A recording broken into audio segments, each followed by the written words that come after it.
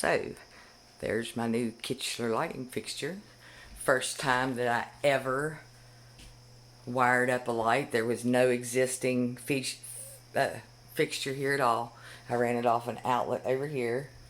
Came through the ceiling, little mishap there. Cabinet caught me, thank goodness, but all this will look much better when I'm done. But if you could just imagine, I've been here for 15 years, and imagine that you live here and you're trying to cook here, and all the lights are on, okay?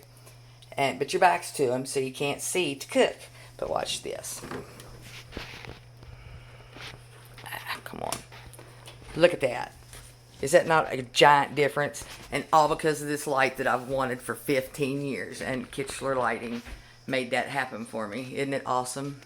And the top of it, the metal part, matches the metal on my ceiling fan, which is too cool. And yeah, I love it. First time doing it, only fell through the roof. Or the ceiling, yeah. Yee-haw.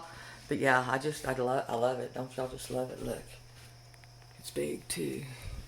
Oh, and it swings, but I don't know why, because it doesn't have a screw up there. That's the only thing that's bad about it. There's no screw up there to tighten down to make this like stay like that or something, should I want it to do that.